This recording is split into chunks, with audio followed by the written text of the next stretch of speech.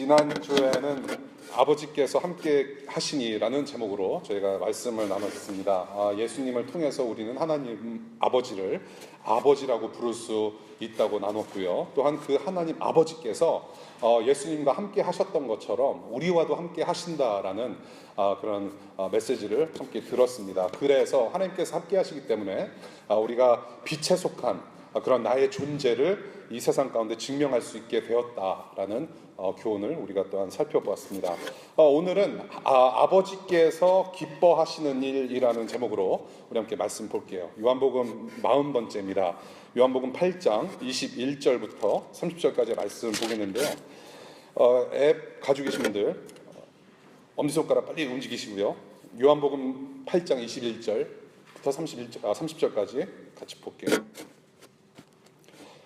여러분들 이미 아시는 분들 아시겠지만은 성경책을 좀 가지고 오셔야만 이 설교 말씀을 함께 이렇게 나누는데 더 유익합니다. 그래서 여러분들 앱을 피시든지 성경을 보시든지 반드시 말씀 보시는 것을 권해드립니다.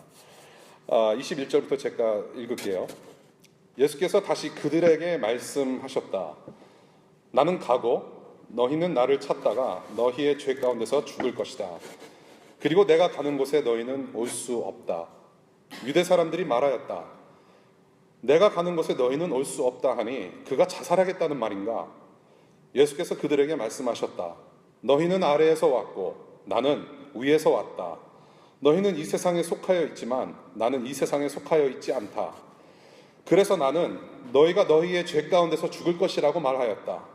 내가 곧 나임을 너희가 믿지 않으면 너희는 너희의 죄 가운데서 죽을 것이다. 그들이 예수께 물었다. 당신은 누구요? 예수께서 그들에게 대답하셨다. 내가 처음부터 너희에게 말하지 않았느냐? 그리고 내가 너희에 대하여 말하고 또 심판할 것이 많이 있다. 그러나 나를 보내신 분은 참되시며 나는 그분에게서 들은 대로 세상에 말하는 것이다. 그들은 예수께서 아버지를 가리켜서 말씀하시는 줄을 깨닫지 못하였다.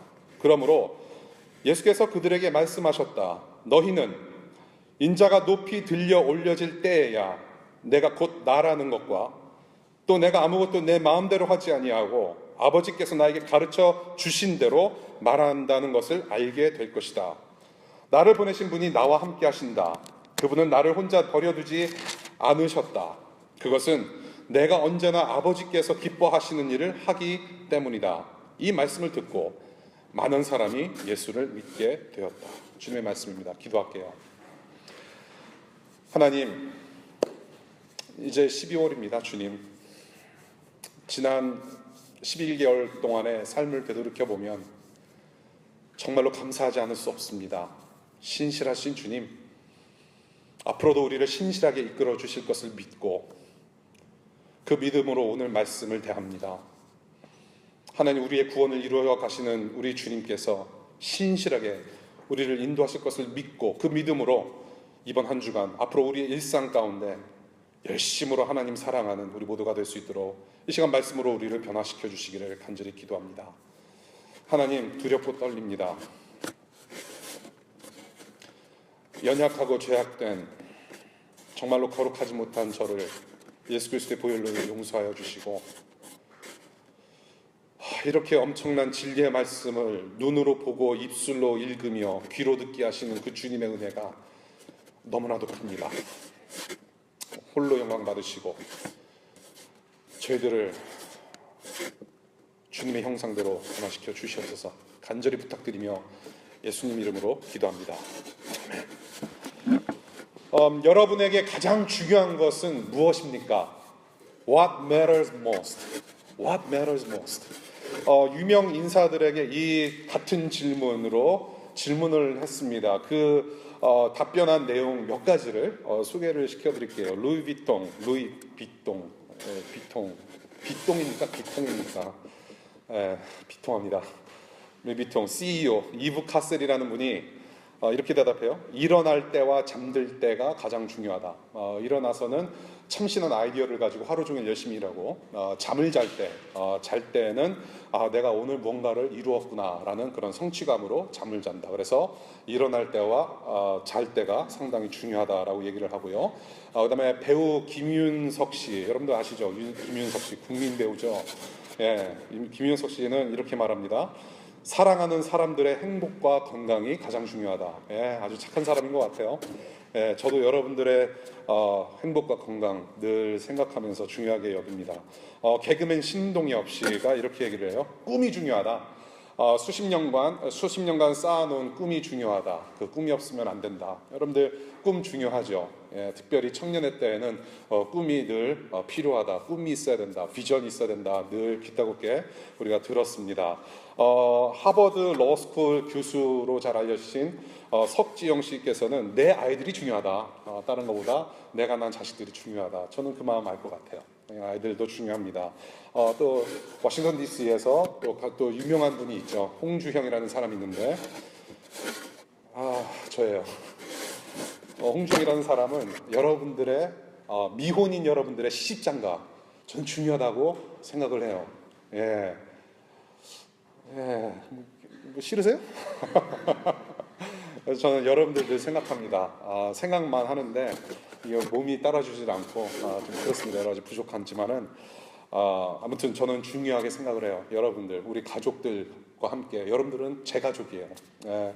뭐 여러분들도 가장 중요하게 생각하시는 뭐 여러 가지들이 있을 거라고 생각합니다. 뭐 기말고사 닥쳐오니까 기말고사 중요하죠. 학위, 뭐 성적, 그다음에 우리 직장인들 또 열심히 일하는 거, 또 인간관계 중요하고, 가정이 중요하고, 남편이 중요하고, 부인이 중요하고, 남친이 중요하고, 뭐 중요한 거 상당히 많습니다. 오늘은 점심 식사가 없으니 또 이 시간에 꼬르륵 소리 나면 또 밥이 중요하죠. 오늘 본문은 지난주 본문부터 예수 그리스도께서 이 유대 사람들, 특별히 바리새인들에게 말씀하시는 내용이 쭉 이어지면서 그 대화 내용 속에서 무엇이 가장 중요한지 오늘 찝어주시는 내용으로 오늘 구성이 되어 있습니다. 예수님께서 직접 하신 그 21절의 말씀이 오늘 본문의 핵심 주제를 이루고 있어요. 죄의 문제가 해결되어야만 하나님 나라에 들어갈 수 있다. 죄의 문제가 해결되어야만 하나님 나라에 들어갈 수 있다. 이것이 중요하다. 기말고사, 취업보다, 결혼보다 중요한 것은, 물론 이런 것들도 다 중요하지만 여러분들의 일상보다 중요한 것은 하나님을 만나지 못하게 하는 죄의 문제의 해결이다라고 찍어주시는 말씀이라는 겁니다. 그래서 거룩하신 하나님 아버지께서 기뻐하실 만한 삶을 사는 것, 이게 중요하다. 말씀을 오늘 본문을 통해서 우리에게 전달을 하십니다. 오늘의 중요한 주제입니다. 21절부터 볼게요. 21절, 8장 21절. 나는 가고 너희는 나를 찾다가 너희의 죄 가운데서 죽을 것이다. 그리고 내가 가는 곳에 너희는 올 수 없다. 자신의 신성에 대해서 그렇게도 지난주까지 말씀을 하셨음에도 불구하고 믿지 아니하는 자들에 대한 멸망의 심판을 선언하시는 말씀이에요. 이 말씀을 그냥 들으면 좀 제발 좀 믿어줘라. 어떤 우리에게 있어서 선택권을 부여하시는 말씀이 아니라 일방적으로 너희들은 죽을 것이다. 너희들은 내가 있는 곳으로 오지 못할 것이다 라는 심판의 경고를 말씀하세요. 심판을 선언을 하시는 장면입니다. 죄 때문에 멸망할 것이다. 분명히 멸망할 것이다. 여기 본문 보면 나는 각오라고 되어 있습니다. 나는 각오. 즉 예수께서 본인의 죽음과 부활과 승천으로 하나님의 영광의 자리로 가신 뒤에 너희는 나를 찾다가 너희 죄 가운데서 죽을 것이다 라고 말씀하세요. 너희가 이미 떠난 나를 찾고자 아무리 노력해도 너희들은 죄 때문에 망할 것이니까 아무런 소용이 없을 것이다 라는 말씀을 하십니다. 나를 찾다가 죽을 것이다. 내가 떠난 뒤에 아무리 찾아봐라. 너희들은 죄 가운데 죽을 수밖에 없다. 나를 찾다가 죽을 것이다. 얼마나 두려운 말씀인가요? 나를 찾다가 그냥 죽는데요. 주님 떠나시고 난 뒤에 이제 큰일 났다. 큰일 just happened. 큰일 났다. 그때 십자가에서 죽고 부활했다는 그 예수가 메시아였구나. 우리가 그렇게도 그 예수라는 사람이 우리랑 대화를 했는데 그 사람이 메시아였구나. 그 사람이 그리스도였구나. 큰일 났다. 근데 아무리 찾아도 그 예수는 없다라는 얘기예요. 그것을 깨닫게 돼서 뒷북을 아무리 크게 두드려도 영원한 죽음이라는 운명을 피할 수가 없다라는 것입니다. 저는 이 구절을 보면서 저와 여러분들의 신앙 패턴을 보게 돼요. 저와 여러분들의 신앙도 이런 패턴이 있어요. 어떤 거냐면 예를 들어서 저와 여러분들이 도저히 감당할 수 없는 어떤 어려움에 처해 있을 때, 그렇죠? 정말 머리가 빠개지고 그럴 때 하나님을 더 찾아요. 평소에는 늘 기도 안 하고 그냥 식사 기도 대충 할 때 하다가 뭔가 일이 닥치면 기도 참 많이 해요. 그때 주님을 부르짖어요. 그렇죠? 안 가던 새벽 기도도 가게 되고 안 하던 퀵기도 하게 되고 내내 차 안에 썩혀 있는 성경책 평소에 보지 않다가 뭔가 나한테 급한 일이 닥치고 뭔가 무슨 일이 발생했을 때 주님을 찾아요. 그런 패턴이죠. 예. 평소에는 주님 찬양을 안 해요. 그저 기도를 하더라도 우리는 늘 prayer request, 기도 제목. 예. 내가 원하는 바를 이루어주시는 하나님이라고 믿고 그렇게 기도를 한단 말이죠. 근데 평소에는 찬양을 안 해요. 얼마나 내 삶 가운데, 내 일상 가운데 하나님께서 얼마나 크게 역사하시고 얼마나 큰 은혜를 주셨고 사랑으로 얼마만큼 나를 이끄시는지를 감사도 안 하면서 막판에 몰렸을 때는 모든 것을 다 털어내놓는 그런 패턴이 우리에게 있다는 것이죠. 그래서 그럴 때마다 나는 믿음이 충만하구나 착각한다는 것이죠. 그런 착각하는 습성이 있어요. 조금 더 큰 예를 들어보자면 911 2001년도 9월 11일 화요일 아침에 터진 테러 사건들 여러분들 기억하실 겁니다. 이렇게 911과 같은 국가적 재난을 만났을 때 많은 사람들이 얘기해요. 큰일 났다. 이거 기도해야 될 때다. 그렇죠? 그런 얘기 많이 들어요. 이번에 최순실 씨 국정농단 사건 일어나면서 이거 기도해야 될 때다. 그렇게 얘기를 해요. 트럼프가 대통령이니까 이거 기도해야 될 때다. 몇 년 전에 동성애 결혼이 합법화가 되면서 이거 기도해야 될 때다. 맨날 무슨 일이 일어날 때마다 기도해야 된다 얘기는 해요. 근데 평소에 기도는 안 해요. 911 때가 그랬잖아요. 큰 일을 닥쳤어요. 3,000명 이상이 죽었어요.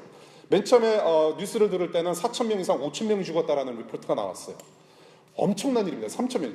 한 사람이 죽어도 비극인데 떼죽음을 당했어요. 근데 미국이 어땠어요? 911 지나고 나서 그 주일날 히트를 쳤어요. 교회가. 누구나 다 교회 가서 하나님을 찾았다는 얘기죠. 이분 911 터지고 나서 그 쌍둥이 빌딩이 불탈 때 그 월스트리트부터 해서 그 맨하탄 곳곳에서 사람들이 손모고 기도하면서 어메이징 그리스를 부르고 하나님을 찾았다는 것이죠. 근데 잘 생각해 보세요. 지금 2016년을 보십시오. 그때 같지 않아요. 반짝입니다. 일시적인 거예요. 그러고 나서 911이 어느 정도 그런 어떤 슬픔이 사그라질 때 교회 출석률이 쫙 꺼지는 거품 현상을 우리가 봤습니다. 하나님으로부터 등을 돌리고 이러한 일시적인 종교적 감정은 진정한 믿음이 아니라는 거예요. 여기 오늘 본문 예수가 떠나신 후에 이런 일시적인 현상이 있을 거라고 예견을 하시는 거죠. 그리고 너희들은 죄 가운데 죽을 것이라고 선언을 하세요. 이 21절과 동일한 본문이 24절에 있습니다. 다시 반복하세요. 반복했다라는 것은 매우 중요하다는 말씀이죠. 24절 같은 말씀이에요. 나는 너희가 너희의 죄 가운데서 죽을 것이라고 말했다. 내가 곧 나임을 너희가 믿지 않으면 너희는 죄 가운데 죽을 것이다. 똑같은 말씀하세요. 21절의 죄를 봅니다. 혹시 여러분들 영어 성경 가지고 계신 분들 21절의 그 죄라는 단어를 보면 sin입니다. 싱귤러예요. 단수형이고 24절의 죄 단어를 보면 sins라고 되어 있습니다. 플로럴이에요. 복수형입니다. 이 21절의 죄라고 말씀하실 때는 예수 그리스도를 믿지 않는 불신의 죄를 말하는 거예요. 믿지 않았기 때문에 너희들은 죄 가운데 죽을 것이다라는 말씀을 하시는 거예요. 불신의 죄, 그 한 죄를 말해요. 그런데 여러분들 잘 생각하셔야 되는 부분입니다. 여기서 말씀하시고자 하는 것은 너희들이 믿지 않았기 때문에 앞으로 장래에 in the future 앞으로 죽게 될 거라는 말씀이 아니라 이미 인간은 하나님을 믿지 않는 불신의 상태에 있었으므로 그 죄 가운데 너희들은 이미 죽었고 계속해서 영원한 죽음을 맞게 될 거라는 말씀을 하시는 거예요. 무슨 말씀인지 아시겠습니까? 에베소서 2장 보면 허물과 죄로 죽었던 너희들이라고 표현을 하고 있어요. You were dead in sin and transgression. 이미 죽었다라는 거예요. 하나님을 믿지 않으면 이미 죽은 영혼입니다. 너희들은 이미 죽었는데 죄 가운데서, 그런 불신의 죄 가운데서 너희들은 영원한 죽음, 영원한 멸망을 맛볼 것이다라는 말씀을 하시는 거예요. 24절의 죄들. 그런데 왜 24절에는 왜 복수로 표현을 하셨을까요? 똑같은 죽음인데 한편으로는 단수형을 사용하셨고 한편으로는 복수를 사용하셨어요. 24절의 죄들은 하나님을 불신하는 죄 하나 때문에 발생하는 모든 구체적인 죄들을 의미를 해요. 하나님을 믿지 않음으로 해서, 예수 그리스도를 믿지 않음으로 해서 파생되는, 발생하는 모든 죄악들을 말씀을 하시는 거예요. 그러니까 좋은 예로 뭐가 있냐면요, 10계명을 우리가 공부를 했습니다. 10계명 1계명이 중요하다고 말씀을 드렸습니다. 10계명 1계명이 무너지면 10계명까지 다 지켜도 소용없다라는 말씀을 드렸어요. 10계명의 1계명, 하나님만 섬기지 않고 하나님과 우상을 겸하여 섬긴다면, 그렇죠? 안 된다라는 말씀을 하셨어요. 오직 하나님만 섬기라고 했어요. 오직 하나님만 섬기는 그 자세와 그 마음과 그 영혼을 가지고 10계명까지 다 지키는 것이 하나님의 뜻입니다. 그런데 이 1계명 무너지면 하나님만 섬기지 않고 우상을 함께 섬긴다면 나머지 계명들을 아무리 잘 지키고자 노력한들 아무런 소용이 없다는 말씀이에요. 이와 마찬가지로 이 불신의 죄, 21절에서 말하는 그 죄, 불신의 죄, 예수 그리스도를 믿지 않으면 우리는 그 수많은 죄들을 지으면서 살게 되는데 우리는 그 죄 안에서 영원한 멸망을 당하게 될 것이라는 말씀을 반복적으로 하셨다는 말씀이에요. 그래서 주님은 그러한 죄 가운데 있다가 영원히 죽을 것이며 영원히 멸망하는 상태로 또한 이렇게 표현을 하세요. 거기 보니까 내가 가는 곳에 너희는 올 수 없다라고 말씀하세요. 내가 가는 곳에 너희는 올 수 없다. 하나님의 영원한 나라, 그 구원의 기쁨을 너희는 누릴 수 없다라는 말씀이죠. 인간의 능력으로는 절대로 올 수 없는, 나는 정말로 가고 싶고 내가 아무리 가고 싶어도 갈 수 없는 곳이 있다라는 얘기입니다. 지금 이 말씀을 듣는 바리새인들, 예수 그리스도께 지금 말씀을 들었어요. 근데 아직도 불신해요. 예수 그리스도께서 죽으시고 부활하시고 승천하신 다음에 이 말씀을 생각이 났었을 거예요. Too late. 너무 늦는다라는 말씀이에요. 그 예수 그리스도였구나. 구약의 우리 선배 선지자들이, 우리 조상들이 얘기했던 그 그리스도 메시아가 맞구나. Too late. 내가 아무리 이제는 가고 싶어도 갈 수 없는 곳이 있다라는 것이죠. 하나님 나라로 가는 길목의 통제권은 저와 여러분들이 아니라 하나님께 있다라는 거예요. 너무나도 두려운 말씀이에요. 여러분들 신앙생활 하시면서 신앙생활을 내가 한다라고 생각을 합니다. 맞아요. 신앙생활은 개인적으로 하는 건 맞습니다. 또한 우리가 개인적으로 구원받음과 동시에 우리는 공동체적인 구원을 이루어가는 공동체적인 사람들로 변화를 받는 거예요. 근데 그 신앙의 주체, 그 신앙의 주인, 그 생활 신앙을 살아가는 중심은 누구냐면 하나님이세요. 하나님의 모든 통제권을 가지고 계세요. He is in control. 이거 너무나도 두려운 말씀이에요. 내가 가는 곳에 너희는 올 수 없다. 하나님께 붙들림 바 되지 않으면, 오직 예수 그리스도라는 길이 아니면 갈 수 없는 곳이 있다라는 얘기예요. 하나님 나라, 구원. 그래서 이 21절과 24절에서 반복하신 말씀이 바로 저와 여러분들, 오늘 우리 주님께서 가르치시는 핵심 주제입니다. 한마디로 정리하자면 이거죠. 하나님과 피조물 인간들 사이를 갈라놓은 죄의 문제가 해결되어야만 저와 여러분들이 하나님 나라에 들어갈 수 있다. 네. 하나님과 인간들 사이에 갈라놓은 죄의 문제가 해결이 되면 우리는 하나님 나라 구원을 맛볼 수 있다. 이에 대한 해결책을 주님께서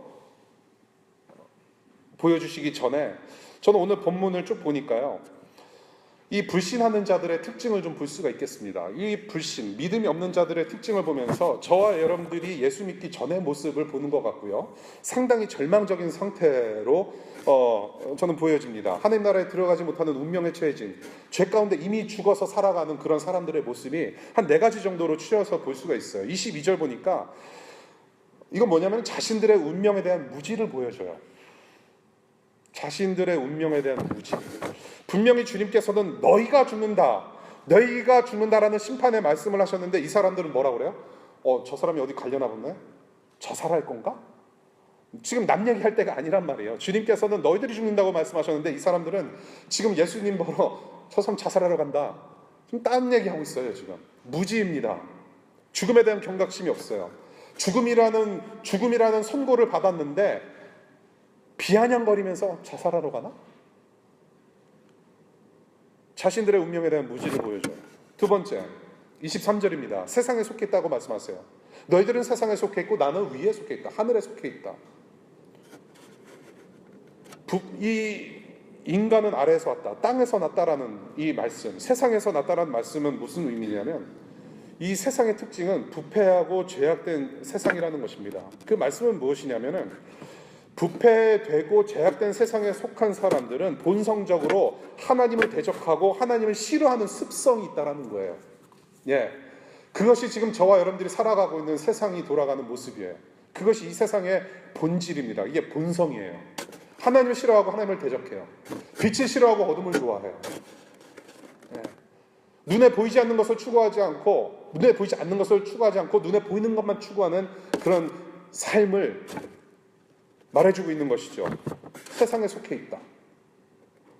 아담과 하와가 하나님을 대적하고 죄를 범하고 하나님의 낯을 피해 다니는 그런 죄악된 습성이 지금 저와 여러분들에게도 그대로 내려오고 있다는 얘기예요. 네. 세상에 속해 있다. 하나님을 대적하고 싫어하는 습성이 있다. 세 번째, 25절과 27절에서 보겠는데요. 주님의 말씀을 깨닫지 못해요. 하나님께서 우리에게 분명히 말씀하셨음에도 불구하고 또한 여러 성경의 저자들을 통해서 기록된 말씀을 우리에게 보여주시면서 진리를 알게 하셨는데 그 말씀을 깨닫지 못한다라는 거예요. 죄악된 사람들, 믿음 없는 사람들의 특징입니다. 여기서 처음부터라는 단어가 있죠. 이 처음부터 너희들한테 말을 했다. 예수께서 이미 말씀하신 것뿐만이 아니라 그들이 잘 알고 있다라는 구약 성경에서도 이미 예언자들을 통해서 이미 다 말씀하셨고 하나님께서도 말씀하셨는데 너희들은 모른다라는 말이에요. 성경의 예언 통해서 특히 예수께서 직접 나타나 주셔서 자신에 대해서 말씀하셨는데도 불구하고 알지 못한다. 깨닫지 못한다. 30절입니다. 참된 믿음이 없어요. 30절 잘 보시면요. 이들한테 믿음이 있다고 기록을 하고 있어요. 근데 이것을 그냥 문자적으로 그대로 받아들이게 되면 이 사람들이 예수님 그리스도의 말씀을 계속 듣다 보니까 정말로 진짜로 믿음이 있게 되었구나라고 볼 수 있어요. 그런데 그렇지 않다라는 것을 59절에서 보게 돼요. 믿음이 있어 보입니다. 그런데 쭉 주님께서 더 말씀을 하시고 난 다음에 59절을 보니까 이 사람들이 뭐 하려고 그래요? 돌을 들고 예수를 쳐 주려고 합니다. 그러한 사실을 봤을 때 여기서 말하는 지금 30절에서 말하고 있는 믿음은 진정한 믿음이 아니라는 거예요. 그냥 어느 정도 주님께서 말씀하시니까 어느 정도 그냥 intellectually agree 하는 정도, 지적인 동의를 하는 정도, 맞다. 그래서 믿음의 어떤 초기 단계까지는 갔다라는 얘기입니다. 맛은 본 거예요, 이 사람들이. 진리의 말씀을 받는데 진정한 믿음은 아니었다라는 것입니다. 여러분들 참된 믿음이라고 하는 것은 그냥 단순히 지적인 동의가 아니에요. 참된 믿음이라고 하는 것은 전 인격적으로 쏟아내어지는 것을 말하는 거예요.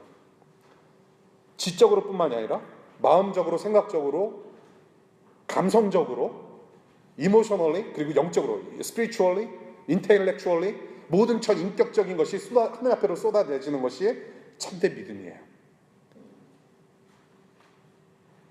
예수님의 말씀에 어느 정도 동의를 하고 맛만 본 상태의 사람들, 참된 믿음이 없다라고 얘기를 해요.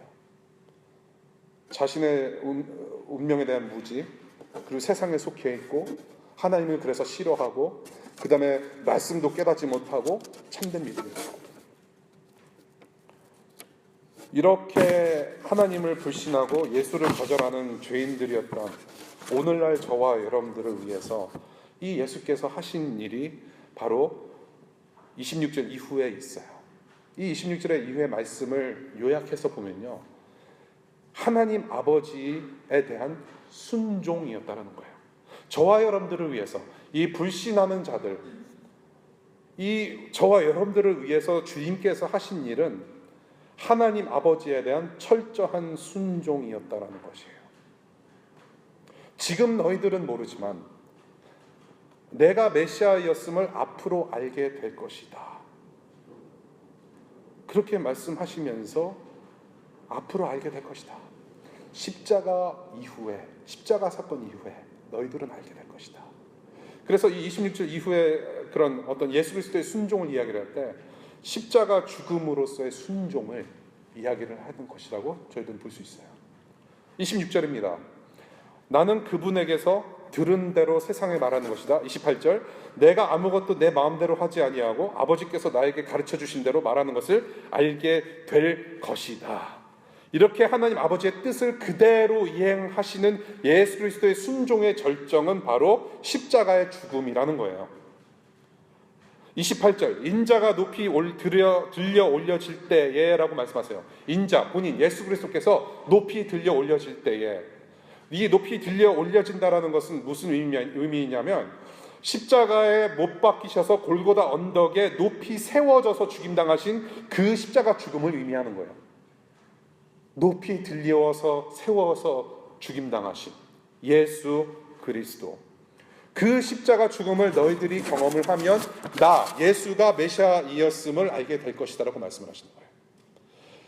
이 예수 그리스도의 죽으심, 이 예수 그리스도의 죽으심은 저와 여러분들의 죄의 문제가 얼마나 심각한지를 얘기를 해줘요. 그냥 십자가는 단순히 여러분들의 귀와 여러분들의 목에 걸치고 다니는 액세서리 정도가 아니고 이 십자가는 분명히 처형의 방법이었습니다. 어제 광화문 최근에 광화문 이렇게 촛불 집회하는 거 보면은 단두대가 막 있더라고요. 무서워 죽겠습니다. 프랑스 혁명 때 단두대 이슬로 사라진 어떤 여왕을 얘기를 이제 하는 거겠죠. 단두대, 그 처형의 방법입니다. 여러분들 잘 생각해 보세요. 여러분들이 액세서리로 그 모가지를 잘라내는 단두리를 귀에다가 걸고 목에다 걸고 다닐 수 있겠습니까? 멋있어 보이나요? 지금 그렇다고 해서 여러분들 십자가 장식하신 분들 이렇게 나무라는 거 아니에요. 잘 들으셔야 돼요. 아무도 이 세상에 그 어떤 사람들도 단두대를 목에 걸고 다니는 사람 없어요. 단두대가 뭐가 멋있습니까? 십자가가 그렇다는 거예요. 십자가는 처형의 방법이에요. 거기서 사람이 죽었어요. 예수 외에 수많은 사람들이 죽었어요. 이 십자가가 주는 의미를 우리는 좀 생각을 해봐야 될 필요가 있다라는 얘기예요.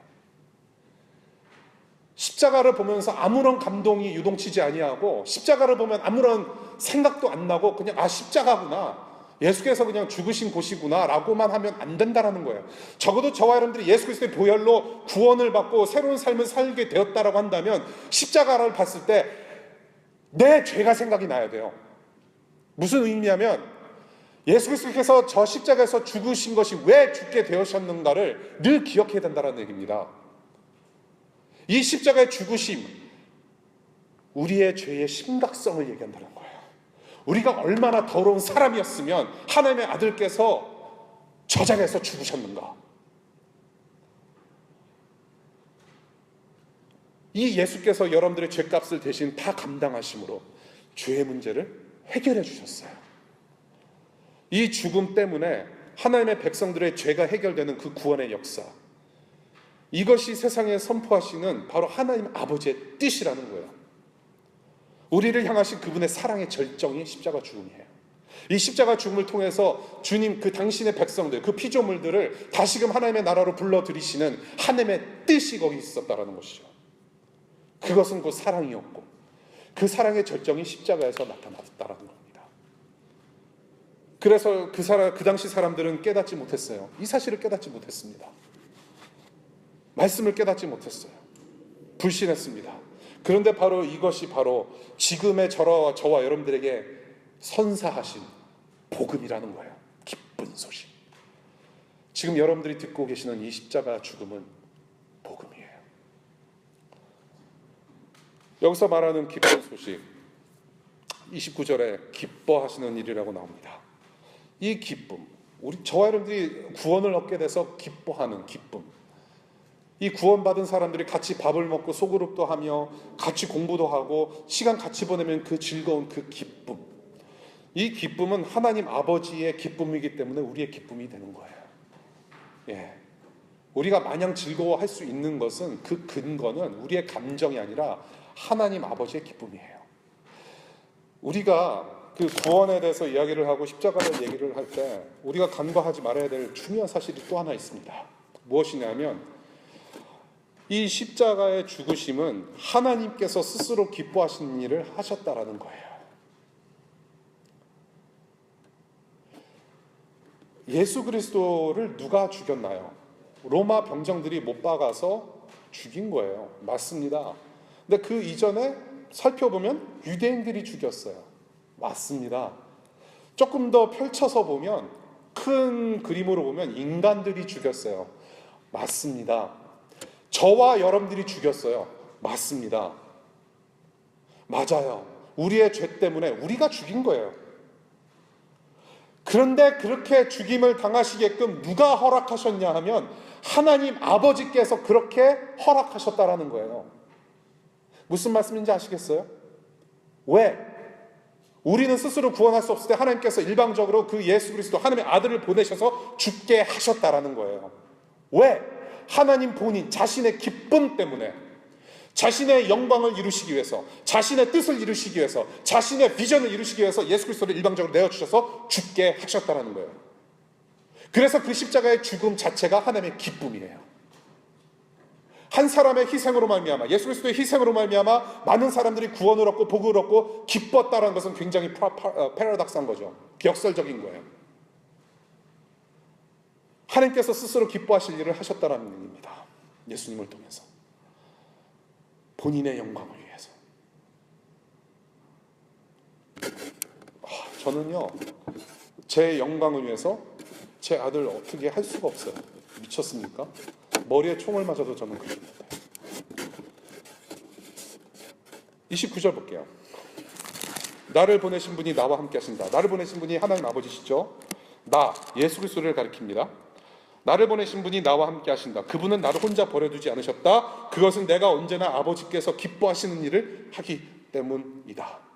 이 본문을 이 구절을 읽으시면 선행이 후 임재의 구도로 착각할 수가 있어요. 그러니까 이렇게 읽을 수가 있다는 얘기죠. 기뻐하시는 일을 내가 했기 때문에 하나님께서 함께 하신다라는 말이 아니란 얘기예요. 예. 이 말씀은 뭐냐면 하나님께서 함께 하시기 때문에, 하나님 아버지께서 나와 이미 함께 하시기 때문에 내가 그 하나님 아버지께서 기뻐하시는 일을 감당할 수 있게 되었다라는 말씀이에요. 하나님께서 나와 함께 하시기 때문에 주님께서 기뻐하실 일이 가능하다라는 말씀입니다. 무슨 말씀인지 아시겠어요? 내가 기쁜 일을 하니까 하나님께서 너와 함께 해주겠다, I'll be with you 라고 함께 하신 게 아니라 이미 나와 함께 하시는 주님 때문에, 하나님 때문에 나는 하나님 아버지께서 기뻐하시는 일을 내가 감당할 수 있다는 말씀하시는 거예요. 언제까지? 예수 그리스도께서 십자가에서 죽기까지. 좀 시간이 더 있으면 이거에 대해서 더 말씀을 드리고 싶은데 조금 아쉬워요. 이걸 그냥 정리를 해드릴게요. 제가 지금 이 구절들을 정리하자면 이렇습니다. 예수 그리스도의 삶 자체가 죄인들을 향한 섬김이었어요. 예수의 삶 자체가 하나님의 기쁨이었어요. 왜? 인류를 구원하심으로, 자기의 백성들을 구원하심으로 하나님의 나라를 다시 재완성하시려는 하나님의 깊으신 뜻이 거기 있었고 그것이 주님의 기쁨이었어요. 하나님 아버지의 기쁨이었어요. 이 십자가의 죽음은 하나님께서 기뻐하시는 일의 절정이었어요.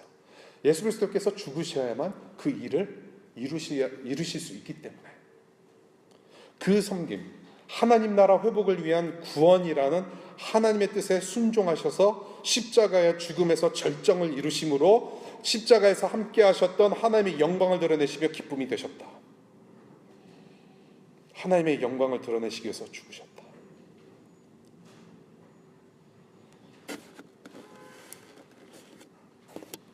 그 하나님께서 예수의 피 묻은 여러분과 지금도 함께 하십니다.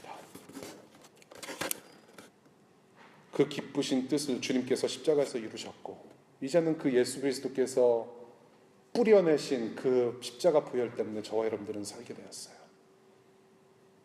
함께 하십니다. 그리고 이제는 그분께서, 주님께서 기뻐하시는 거룩을 여러분 가운데 반드시 이루실 것입니다. 우리 하나님과 영원히 기뻐할 겁니다. 그런 날은 분명히 올 겁니다. 하나님의 뜻이기 때문에. 이 하나님의 뜻은 결코 아무도 뒤집어 엎을 수가 없어요. 하나님의 뜻은 하나님의 고집입니다. 그 하나님의 고집은 꺾을 수 없습니다. 예수께서 함께 하시고 예수와 함께 하신 그 주님께서 저와 여러분들과 함께 하세요. 우리의 거룩을 이루어 가세요. 기뻐하신 뜻을 우리의 가운데 온전히 이루실 것입니다. 오늘 본문을 쭉 봤는데요. 사실은 오늘 본문 쉽지 않은 본문이에요. 이 주님의 말씀 참 어렵습니다. 늘 어려워요. 점점 저는요, 지난 3년 좀 넘게 매주 설교를 처음 했습니다. 매주 설교한 거는 진짜 이번 3년이 처음이에요. 저는 가장 계속해서 점점 더 어려운 게 설교예요. 말씀 읽는 거예요.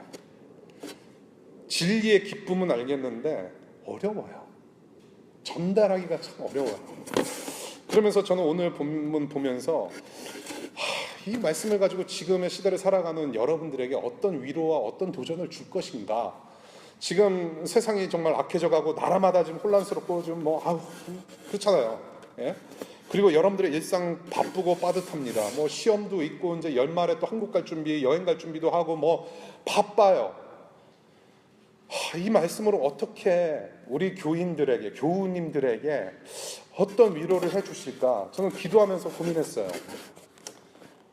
근데 오늘 26절을 보니까 예수님께서 주님의 말씀의 대상으로 바리새인들에게만 선포하신 말씀이 아니라 26절을 보니까 세상으로 그 대상을 정해주셨어요.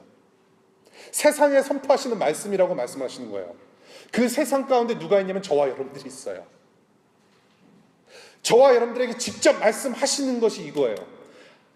제가 아무리 이 본문을 가지고 어떻게 뭘 해가지고 이렇게 전달해 드릴 수 있는 게 아니라 그냥 literally 주님의 말씀 자체가 여러분들에게 선포되어진 거라고 보시면 될 것 같아요.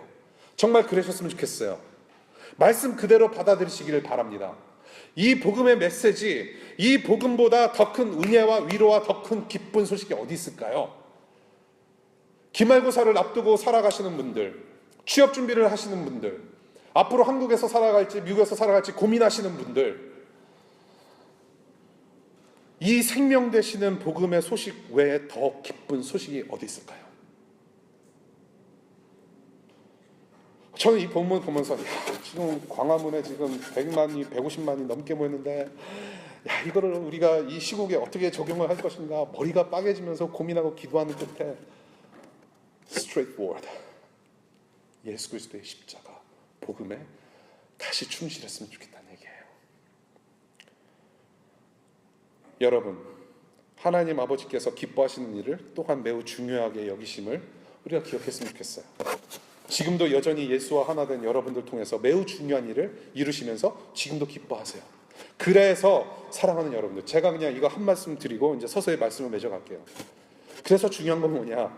주님께서 기뻐하실 만한, 주님께서 중요하게 여기실 만한 일은 무엇이냐? 한 가지, 죄에서 돌이키십시오. 죄성. 죄를 싫어하십시오.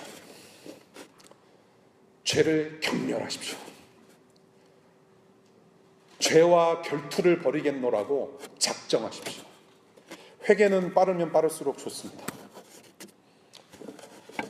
음식점 가면은 음식 빨리 나온 거 좋은 거 아니더라고요. 대충 해서 나올 수 있거든요. 음식 빨리 나온 거 좋은 거 아니에요. 뭔가 빨리 결혼한다고 해서 좋은 것도 아니더라고요.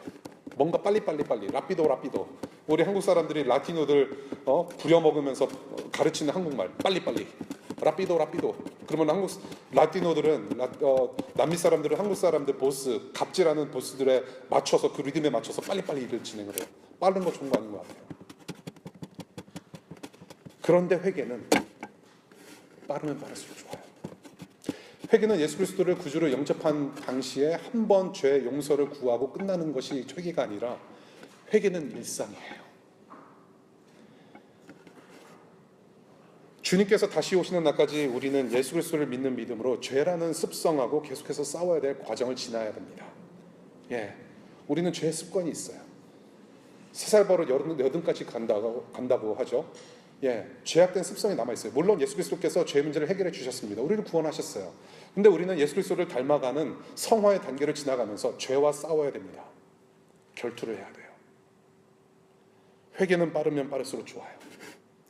J.C. 라일이라는 분이 이런 말씀을 하셨어요. 기도하는 것과 죄를 짓는 것은 결코 한 마음에 같이 있을 수 없다. 기도는 죄를 소멸하고 죄는 기도를 질식시킨다. 다시 말씀드립니다. 기도하는 것과 죄를 짓는 것은 결코 한 마음에 같이 있을 수 없다. 기도는 죄를 소멸하고 죄는 기도를 질식시킨다라는 말을 해요. 매 순간 기도로 하나님 아버지를 의지하고 매일 매 순간 회개를 통해서 거룩한 삶을 지속적으로 추구하시기를 바랍니다. 거룩하신 예수 그리스도를 닮아가는 것은 죄와 멀어진다라는 의미죠. 그래서 회개는 빠르면 빠를수록 좋아요. 여러분들의 거룩이 이루어져가는 과정이에요. 그것을 고스로 하셔야 돼요. 이것이 바로 하나님께서 여러분들을 향한 기뻐하시는 일이고 그 무엇보다도 하나님께서 중요하게 여기시는 일인 줄로 저는 믿습니다. 예. 한 4년 전, 5년 전에 제가 버지니아에서 사역했을 때 워싱턴 DC 여러분들과 같이 DC에서 살았던 청년들이 많이 예배하러 왔습니다. 그때는 DC에 교회가 없었기 때문에 이제 교회에서 제공하는 밴을 타고 이렇게 버지니아에 와서 예배하고 그랬습니다. 그 중에 이제 여기 앉아 계신 분들 뭐 정윤 씨, 뭐 여기 현우 다 있죠. 원재 그렇죠? 한 번씩 다 경험해봤을 거예요. 한나도 그렇고. 그 중에 한 명이 박요성이라는 청년이 있었어요. 이 박요성이라는 청년은 영국에서 자란 청년이고요. 초중 고등학교 대학을 영국에서 이제 마치고 대학원을 존스 홉킨스 행정대학원 DC 안에 있는 대학원의 석사 과정을 왔습니다. 이 유성이라는 친구를 보면 야 저는 웬만한 남자도 보면은 저는 라이벌 의식 안 느껴요. 안 느끼게 생겼잖아요, 그렇죠? 죄송합니다. 근데 이 유성이라는 친구는 참 멋있다. 제가 웬만한 사람들 보면 멋있다는 얘기를 안 해요, 잘. 근데 상처받지 마시고요, 남자분들 쪼잔하게. 근데 이 요성이라는 친구는 정말로 멋있어요. 영국 신사예요. 올바라요. 영국 신사처럼 예의도 발라요. 옷도 깔끔하게 입고요. 참 착해요. 부모님 곁을 떠나서 이 조기 유학을 한 친구죠. 초중 고등학교를 그렇게 다녔으니까요. 영국에서 자랐어요. 야, 뭐 외모도 그렇고 뭐 이렇게 반듯하고 참 착해요. 근데 이 친구가 참 좋은데 뭐 성경 공부도 하면서 복음을 나누고 그렇게 이제 몇 주를 지냈는데 이 친구가 고질적인 그 병 하나가 있었어요. 뭐냐면 허리를 전에 다쳐가지고 허리가 아프면은 절대로 몸을 움직일 수 없는 그런 상황에 있었던 거죠. 그래서 사실 미국에 오는 것도 영국에서 바로 언더그래드를 마치고 바로 오려고 그랬는데 허리가 아파서 1년 동안 치료를 받다가 자기 그냥 부모님은 말렸는데 자기가 꼭 공부하고 싶다고 온 케이스라는 거죠. 예. 근데 학기가 이제 시작이 되고 나서 9월 달에 처음 만나서 10월 중순에 이 친구가 허리가 너무 아파가지고 몸을 못 겨누는 상태에서 여기 조지 워싱턴 하스피럴, 여기 조지 워싱턴 대학병원에 실려왔어요. 그래서 제가 신방을 왔습니다. 몸이 너무 아파가지고 그 다음날 대충 친구들이 짐 챙겨줘가지고 한국에 갔어요. 그것이 10월 중하순인가 그래요. 뭐 자기가 타고 다니던 뭐 차와 뭐 등등 해서 다 놓고 갔어요. 참 저는 그 친구의 눈빛, 그 복음을 받아들이는 그 겸손한 자세를 잊지 못해요. 그러고 나서 그 다음 해 아쉽게 떠나보내고 그 다음 해에 1월 달에 병원에 입원을 했어요. 지금 허리가 계속 아파가지고 몇 차례 수술을 거듭하고 했는데 낫질 않아요. 계속 진통제만 맞고 그리고 연명을 한 거죠. 그러면서 서서히 혼수 상태, 정신을 잃어가면서도 성경 공부를 했대요. 복음에 대해서 다시 한번 뉘우치는 시간이 있었고 그렇게 하나님 앞에 머리 숙이는 시간이 있었다라고 얘기를 합니다. 그러고 나서 얼마 안 있다가 하나님께서 부르셨어요. 박요성이라는 친구. 저는 그 그 겸손함을 잊지 못하고요. 다시금 예수 그리스도의 복음을 듣고 자기의 마음을 확인할 수 있었다는 거에 대해서 저는 위로를 받았어요. 87년생이에요. 저보다 한참 어린 친구예요. 동생 같아요. 여러분들 같아요. 세상의 기준으로 보면요, 우리 유성이를 표현하라 그러면 안타까움 그 자체죠. 젊은 사람이 그렇게 잘 자랐는데, 야, 안타깝죠. 학위도 못 받고 그냥 아파서 한국에 실려가고, 그게 뭔가 인생 참 허무하다. 그것이 바로 우리가 평가 내릴 수 있는 최상이라고 저는 생각해요.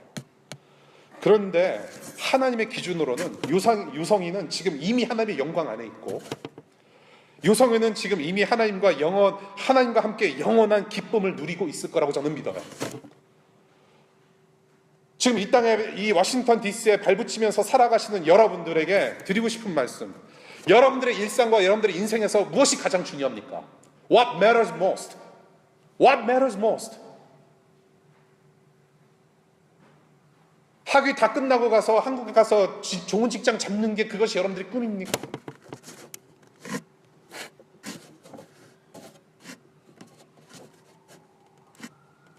What matters most?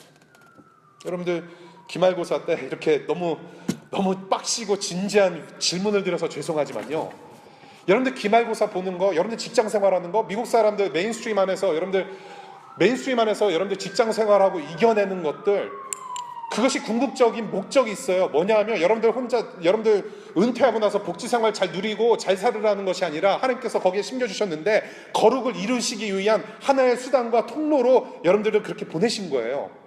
기말고사 보시는 분들, 기말고사 보시면서 여러분들이 연약함 인정하실 수 있잖아요. 공부하는 대로 어떻게 다 써서 잘 냅니까? 100점 받아요? 아니잖아요. 공부를 해야만, 노력을 해야만 어느 정도 성과를 볼 수 있는 연약함 가운데 있다는 얘기입니다. 그래서 그 전능하신 하나님께 의지할 수밖에 없잖아요. 100% 하나님께 의지하고 100% 열심히 공부해보세요. 직장인들 연약함 알잖아요. 백인들의 그런 뭐라고 합니까? 어떤 벽을 넘어서야 되는 그런 많은 문제들도 있잖아요. 솔직히 말씀드려서 쉽지 않잖아요. 인간관계 쉽지 않잖아요. 그러면 저와 여러분들은 그 상황 속에서 무엇이 중요합니까? What matters most? 하나님께서 함께 하신단 말이에요. 내 연약함을 아시고 주님께서 도우신다는 얘기입니다. 그래서 오히려 나를 통해서, 연약한 나를 통해서 빛 대신 하나님의 영광을 드러내는 삶을 살 수 있도록 선교적인 삶을 부여하셨다는 얘기입니다. 가정생활도 똑같아요. What matters most?